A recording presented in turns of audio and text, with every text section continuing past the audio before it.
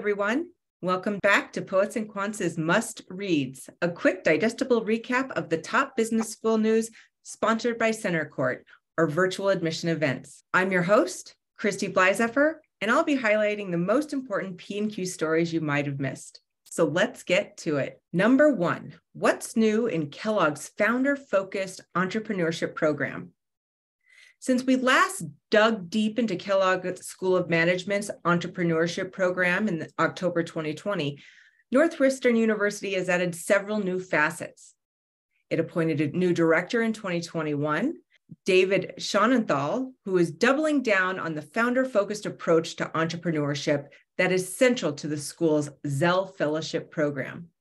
It's also added new courses focused on creating markets in emerging economies and created new opportunities for experiential learning.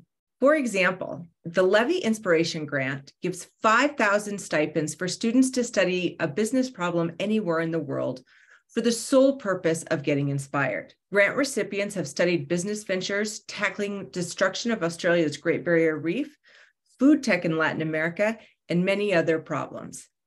You can read our full report on what's new in Kellogg's Entrepreneurship program in our news tab. Number 2, Chicago Booth gets the second largest gift ever at $100 million. It's one of the biggest gifts a business school has ever received and the second largest ever at the University of Chicago Booth School of Business. The B School announced Monday that entrepreneur and philanthropist Ross Stevens, PhD 96, has made a gift of $100 million to the school's PhD program to advance the frontiers of academic business research. In recognition, the program will be named the Stevens Doctoral Program. Thanks to Ross's extraordinary generosity and bold vision, the Stevens Doctoral Program is poised to accelerate and broaden the impact of its scholars now, long, and into the future, says the school in a release. Stevens is the founder and CEO of New York-based Stone Ridge Holdings Group, which focuses on alternative asset management, reinsurance, and Bitcoin.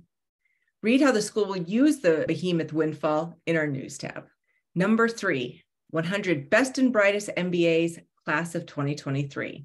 Now in its 9th year, the Best and Brightest honors 100 full-time MBA graduates at elite business schools worldwide. In December, we reached out to 77 graduate business schools to invite them to participate in this year's Best and Brightest. We encouraged them to nominate students with strong academic, extracurricular, and professional achievements, high potentials with rare intangibles, and compelling personal stories. Overall, we received 235 nominations from 70 full-time MBA programs. Like previous years, nominees were evaluated on extracurricular leadership, personal excellence, and the insightfulness of their responses and recommendations. In the end, 62 business schools are represented among the 100 students in the 2023 list. While 135 nominations missed the Best and Brightest cut, the top to bottom quality of these students means they will be profiled as MBAs to watch this summer. You can read about all of these inspiring MBAs now on our homepage. Number 4, our weekly roundup of news you can news. No matter where you are in your MBA journey, we bring several helpful stories to you this week. First up, the Graduate Management Admission Council has opened registration for its new version of GMAT, called GMAT Focus, but it hasn't announced when the test will actually be administered. Get all the registration details now on our homepage. Next, if Stanford Graduate School of Business is on your short list of MBA programs, don't miss this must-read story, the top tips for applying to Stanford Graduate School of Business. You can find it in our admissions hub.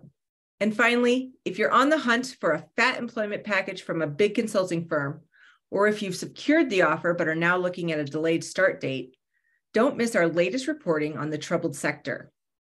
What do the consulting hiring delays mean for the MBA class of 2023?